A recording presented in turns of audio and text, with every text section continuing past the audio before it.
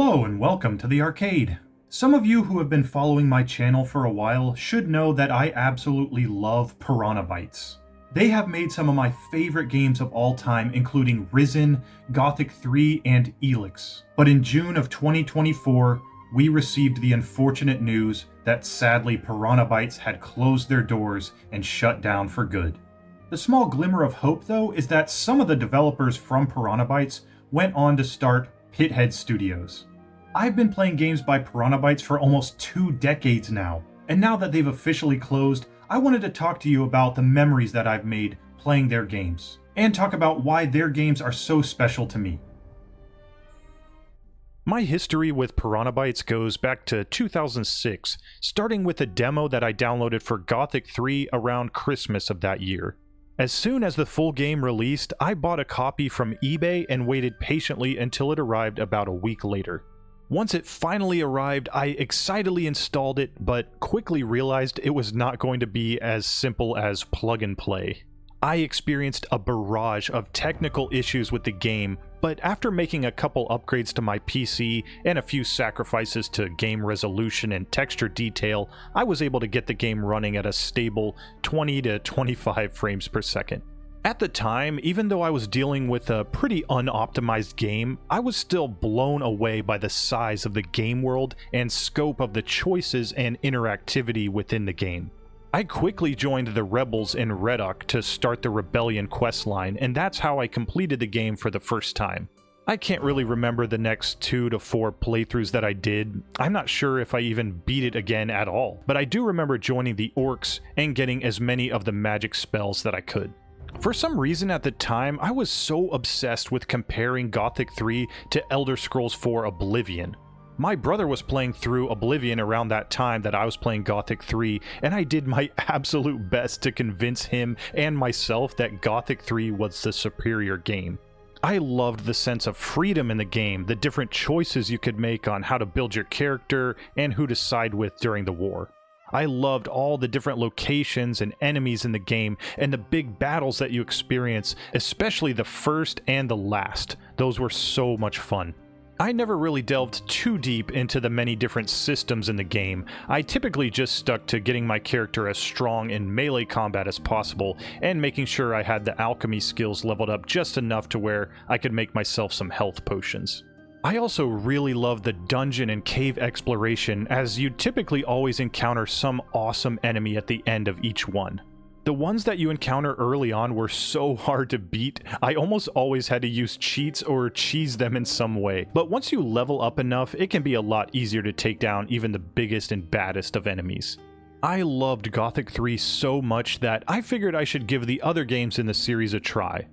I went back and downloaded the demo for Gothic 2 and I tried it out for a bit.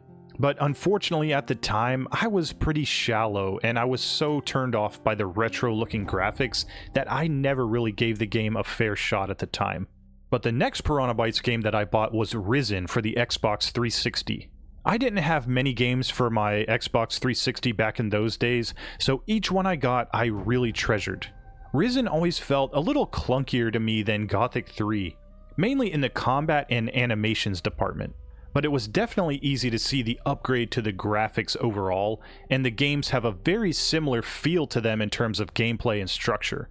But to me, Risen felt like it had a lot more meaningless fetch quests than Gothic 3, which I really didn't like. I also felt like the beginning of the game felt like it was tunneling the player exactly where the game wanted them to go, which was a really big departure from the freedom that Gothic 3 gives you right away. But still, given how similar the games are, you do eventually reach a point in Risen where it all starts to click and feel really good. It just takes a little longer to get there than Gothic 3. Now, there was a Gothic game on the Xbox 360, Arcania Gothic 4. However, it was not developed by Piranha Bytes, it was developed by Spellbound Entertainment. Honestly, when I first saw the trailer for the game on GameTrailers.com, I was really hyped.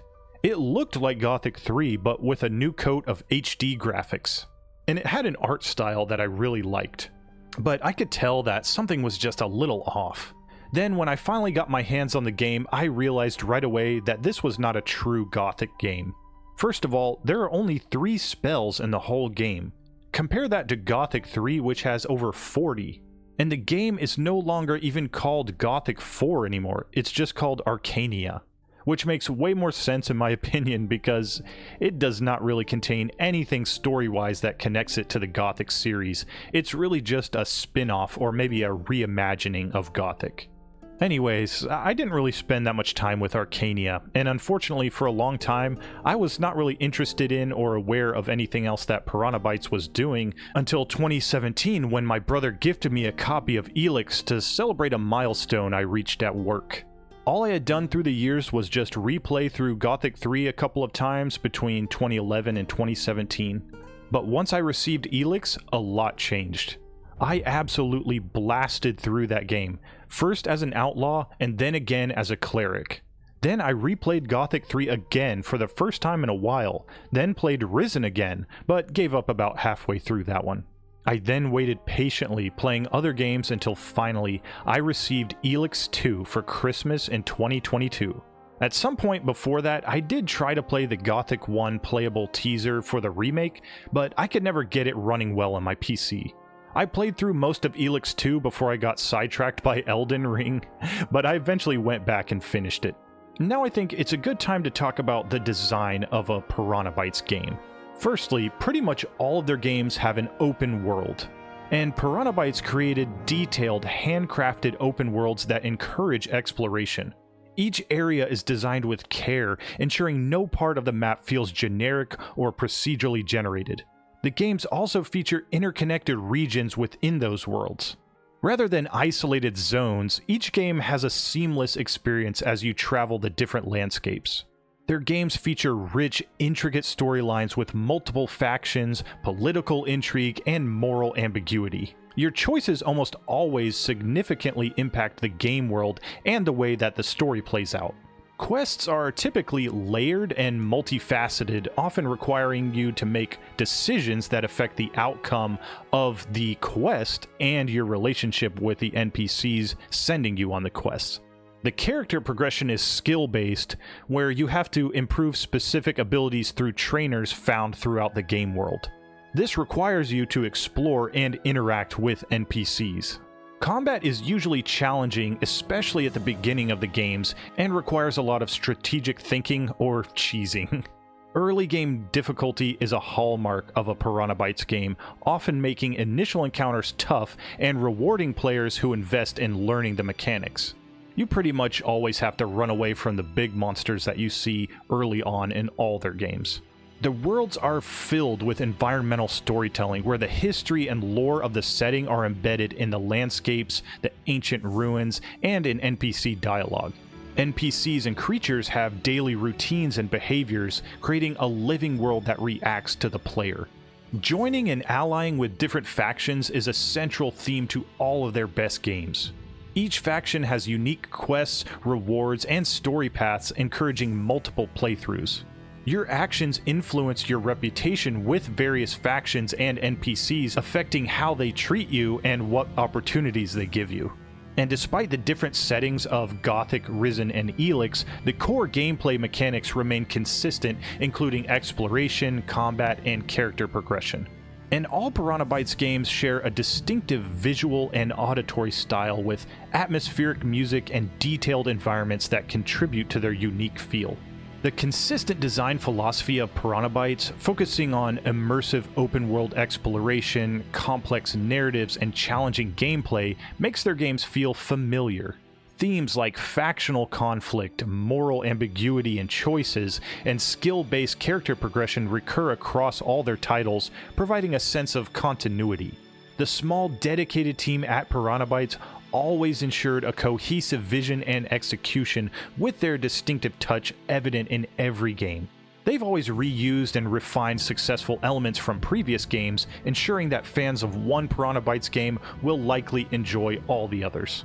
By focusing on these core principles, Piranha Bytes always created games that were not only immersive and challenging, but also had a distinct and consistent feel that resonated with their fan base.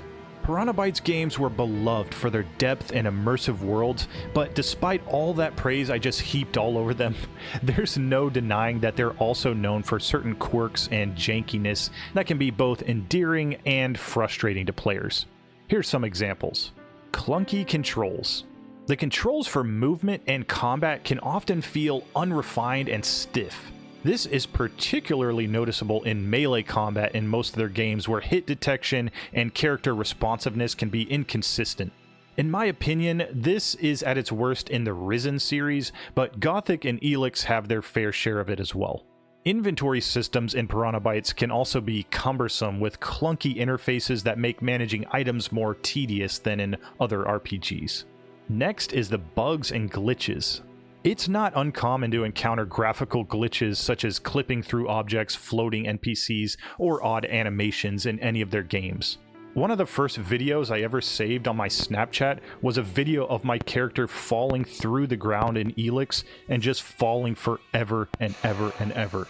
And their games typically have a pretty difficult learning curve.